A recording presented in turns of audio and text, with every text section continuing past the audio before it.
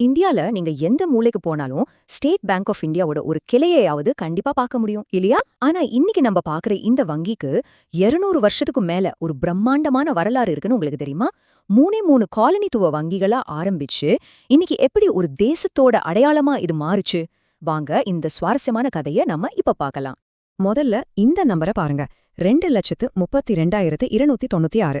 இது வெறும் ஊழியர்களோட எண்ணிக்கையில இது கிட்டத்தட்ட ஒரு சின்ன நகரத்தோட மக்கள் தொகைக்கு சமம். இவ்ளோ பெரிய சக்தியா இருக்கிற எஸ்பிஐ எப்படி உருவாச்சு? சோ நம்மளோட முக்கியமான கேள்வி இதுதான். இந்த மாபெரும் வங்கி 200 வருஷத்துக்கு முன்னாடி எப்படி ஆரம்பிச்சுது? அதோட ஆணி வேற எங்க இருக்கு? வாங்க கொஞ்சம் டைம் டிராவல் பண்ணி போலாம். நம்ம கதை ஆரம்பிக்கிறது 19ஆம் நூற்றாண்டுல, அதாவது பிரிட்டிஷ் இந்தியால. அப்போலாம் எஸ்பிஐன்ற பேரே கிடையாது.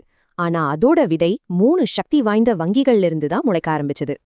எல்லாமே ஆரம்பிச்சது இந்த 3 வங்கிகள்ல இருந்து தான். 1806ல பேங்க் ஆஃப் கால்கட்டா, அப்புறம் 1840ல பேங்க் ஆஃப் பாம்பே, கடைசியா 1843ல பேங்க் ஆஃப் மெட்ராஸ். இந்த 3 தான் இன்னைக்கு நாம பாக்குற எஸ்பிஐயோட அஸ்திவாரம்னு சொல்லலாம். இங்க பாருங்க, இது பேங்க் ஆஃப் பெங்காலோட ஒரு பழமையான புகைப்படம். இதோட ஸ்பெஷாலிட்டி என்னன்னா, இது பிரிட்டிஷ் இந்தியாவோட முதல் கூட்டு பங்கு வங்கி. அதாவது முதல் தடவையா நிறைய முதலீட்டாளர்கள் ஒன்னா பணம் போட்டு அரசாங்கத்தோட சப்போர்ட்டோட ஒரு வங்கியை நடத்தினாங்க. இது ஒரு பெரிய நிதி புரட்சியோட ஆரம்ப புள்ளினே சொல்லலாம். அடுத்து பேங்க் ஆஃப் பாம்பேயோட இந்த கம்பீரமான பில்டிங்க பாருங்க.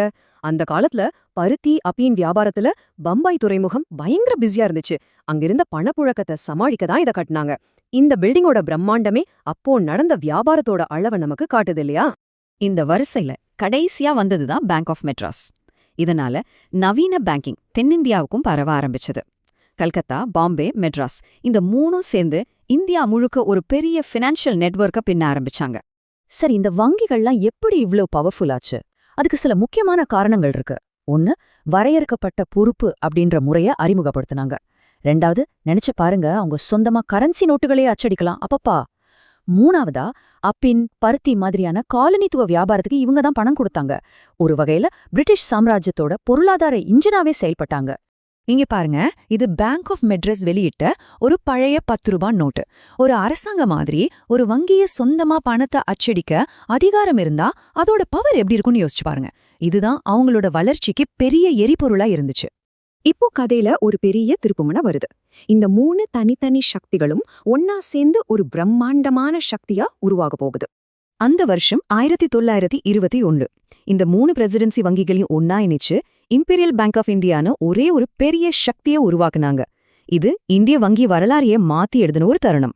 இவங்க தான் அந்த புது நிதி சாம்ராஜ்யத்தோட சிற்பிகள்.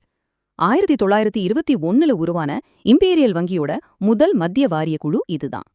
3 வங்கிகளோட மொத்த பலத்தையும் இவங்க தான் கட்டுப்படுத்தினாங்க. இதுதான் இம்பீரியல் வங்கியோட அதிகாரப்பூர்வ முத்திரை. இது வெறும் ஒரு சின்னம் மட்டுமில்ல, அதோட புது சக்தியோட அடையாளம். ஒரே நேரத்துல 3 வேலைகளை செஞ்சது. பொதுமக்களுக்கு ஒரு வணிக வங்கி, மத்த வங்கிகளுக்கு ஒரு வழிகாட்டி, அப்புறம் அரசாங்கத்துக்கே ஒரு வங்கி. கதையோட அடுத்த கட்டம் இந்தியாவோட சுதந்திரத்தோட ஆரம்பிக்குது. ஒரு புது தேசம் பிறக்கும்போது அதோட தேவைகளுக்காக ஒரு புது வங்கியும் பிறக்க வேண்டியிருந்துச்சு. இந்தியாவுக்கு சுதந்திரம் கிடைச்சதுக்கு அப்புறம் நாடுக்கு முன்னுரிமைகள் எல்லாமே மாறிடுச்சு. இனிமே பிரிட்டிஷ் வியாபாரத்துக்கு லாபம் சம்பாதிக்கிறது ஒரு வங்கியோட நோக்கமா இருக்க முடியாது. அதுக்கு பதிலா இந்தியாவோட விவசாயத்துக்கும் கிராமப்புற வளர்ச்சிக்கும் சேவை செய்யற ஒரு வங்கி தேவைப்பட்டுச்சு. இந்த மாற்றத்தை புரிஞ்சுக்க தேசியமயமாக்கல் என்னன்னு நாம தெரிஞ்சுக்கணும். சிம்பிளா சொல்லணும்னா, ஒரு தனியார் சொத்தை அரசாங்கம் தன்னோட கட்டுப்பாட்டுக்கு கீழே கொண்டு வந்து பொது சொத்தா மாத்துறது தான் இது. இதுதான் அடுத்த பெரிய மாற்றத்துக்கு காரணமா இருந்துச்சு. அந்த வரலாற்று சிறப்புமிக்க நாள் ஜூலை 1, 1955. இம்பீரியல் வங்கி தேசியமயமாக்கப்பட்டது. அதோட பேர்ல இருந்த இம்பீரியல் என்ற வார்த்தையை எடுத்துட்டு ஸ்டேட் பேங்க் ஆஃப் இந்தியா அப்படின்னு புதுசா பிறந்தது. ஒரு காலனித்துவ சின்னம் ஒரு சுதந்திர தேசத்தோட சின்னமா மாறுன தருணம் அது. இப்போ நாம காலப்பயணத்துல கொஞ்சம் வேகமா 21ஆம் நூற்றாண்டுக்கு வந்துடலாம். தொழில்நுட்பம், உலகம் எல்லாமே வேகமா மாறும்போது நம்ம எஸ்பிஐயும் தன்னைத்தானே மாத்திக்க வேண்டிய கட்டாயத்துக்கு வந்தது. திரும்பவும் அதே கதை தான், ஒருங்கிணைப்பு. ஆனா இந்த தடவை முன்னாடி நடந்ததை விட ரொம்ப பெருசு. ஏப்ரல் 1, 2017ல எஸ்பிஐ தன்னோட 5 துணை வங்கிகளையும் தன்னோட இணைச்சுக்கிட்டு ஒரு உண்மையான மெகா வங்கியாவே உருமாறியது. இந்த மெகா இணைப்புல பீகானர் மற்றும் ஜெய்ப்பூர், மைசூர், திருவிதாங்கூர், ஹைதராபாத், பாட்டியாலான எல்லா முக்கியமான துணை வங்கிகளும் தாய் வங்கியோட ஒன்னா சேர்ந்தது. இது கூடவே பாரதிய மகிழா வங்கியும் இணைஞ்சது. இதனால எஸ்பிஐயோட பலம் பல மடங்கு அதிகமாச்சு. சரி, இவ்ளோ பெரிய இணைப்போட நோக்கம் என்ன? அப்போதைய நிதி அமைச்சரா இருந்த அருண் ஜேட்லி சொன்ன மாதிரி இந்திய அளவுல மட்டும் இல்லாம இந்த இணைப்பு மூலமா வங்கி உலக அளவுல ஒரு பெரிய சக்தியா மாறும் அப்படிங்கிறது தான் அவங்களோட தொலைநோக்கு பார்வையா இருந்துச்சு. இன்னைக்கு இந்த நீல நிற சின்னம் கோடிக்கணக்கான இந்தியர்களுக்கு வெறும் ஒரு வங்கியோட லோகோ மட்டும் இல்ல. அது ஒரு பிள்ளையோட கல்விக்கடன், ஒருத்தரோட முதல் வீட்டு கனவு, ஒரு விவசாயியோட நம்பிக்கைன்னு பல விஷயங்களோட அடையாளமா மாறிடுச்சு. அப்போ 200 வருஷத்துக்கும் மேலான இந்த பிரம்மாண்டமான பயணத்துக்கு அப்புறம் இந்த வங்கி சாம்ராஜ்யத்தோட அடுத்த கட்டம் என்னவா இருக்கும்? டிஜிட்டல் வங்கிகள், ஃபின்டெக் நிறுவனங்கள்னு போட்டி அதிகமா இருக்க இந்த புது உலகத்துல எஸ்பிஐ தன்னை எப்படி மாத்திக்க போகுது?